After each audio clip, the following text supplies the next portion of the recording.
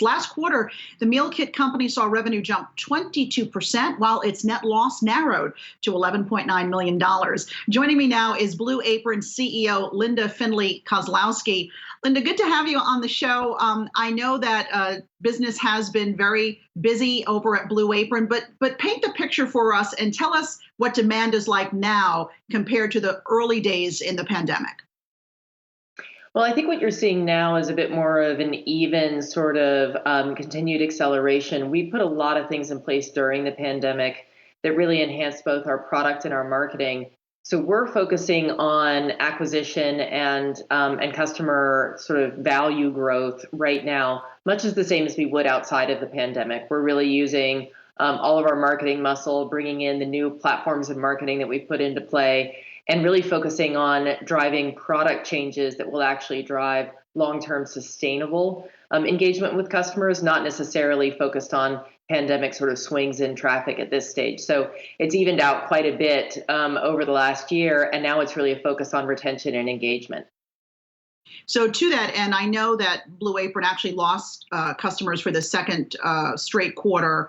What are some steps that you are, I would imagine it's sort of a holistic approach in trying to retain the customers. Yes, you've got to up the marketing, let people know that you're there and what you're offering, but also a lot of product innovation. Can you just give us some insight into how you plan on not just winning the customer, but keeping the customer? Well, the product innovation is really key. And when you look at the customer numbers from Q3 and Q4, which we talked about in our Q3 earnings, we had intentionally constrained some of our marketing activities as we were ramping up some of the capacity for long-term scalable, efficient capacity. So we had some labor challenges in Q3 and beginning into Q4 that caused us to hold back a little bit on marketing and really focus on serving our existing customers throughout the quarter. Also, of course, Q4 tends to be a seasonally lower quarter because of the holidays. We were actually able to increase the value per customer pretty significantly, with revenue per customer around $327, which is the third straight quarter it's been above 300, as well as the highest AOV that we've had on record. And we did that because those product moves really help engage customers. That increased value of customers is what we're going to leading into 2021, where we ramp up our marketing spend back on the acquisition train. As more of the economy opens up and we're getting some more indoor dining, do you see a direct correlation with demand at Blue Apron? Does it ebb and flow with how restaurants are functioning during the pandemic? Yeah, not really. I mean, restaurants for us are really a part of the ecosystem. You know, we're assuming that in normal times, people are going to be doing a combination of eating in, eating out, et cetera. What we care about more is how people are cooking at home and what they're looking for in solutions for cooking at home. We know people are planning on cooking more at home after the pandemic than they did before the pandemic because they've developed new skills. They're starting to get a lot of sort of additional technical skills in the kitchen and getting pretty proud of them. So we want to be a part of that moment. We actually look at restaurants as very complementary to what we do because we partner with chefs all the time to bring restaurant quality food to people's homes. And so we're anticipating there's always going to be a balance of eating in and eating out. And we just want to create the best possible solution for when you're eating at home so you can get great value, great product, and great time with your family over a great meal. I think it's a good point. A lot of us, I think, are feeling a lot more comfortable in the kitchen, maybe even out of necessity during the pandemic. Can you point to any trends you're seeing? I know for a while, kale was really big. I mean, what are some of the food trends you're seeing at the moment? It's actually really interesting that you bring that up because we do tend to be pretty seasonal because we have a direct sourcing model. We have very high quality produce, high quality ingredients in our box. We tend to have seasonal ingredients in our box. So there's a lot of kale going on right now because it's a great vegetable this time of year. And it's great in so many different applications around soups and stews, et cetera. We've had a lot of people tell us that they came to love kale because of Blue Apron because they realized how they could cook it and how they could make it better. Right now, we're seeing a lot of trending towards special occasion meals. So people are really getting more comfortable with those higher end techniques and something a little bit more special. So our premium meals continue to sell well. And also, of course, our specialty boxes that we introduced, including we just had our box with Stella Artois, the Stella Stadium Bites that we introduced around the Super Bowl. And then prior to that, we had our Thanksgiving box. We've also done some specials for Valentine's Day, et cetera. So it's less about a specific ingredient right now, although scallops are definitely having a moment. And it's more about the techniques and the occasions. I'm a big fan of the scallop, so that's a winner for me. It's been Are you incredibly looking at popular in our box. That's great. Are you looking at hiring more workers as you try to continue to scale up your fulfillment centers?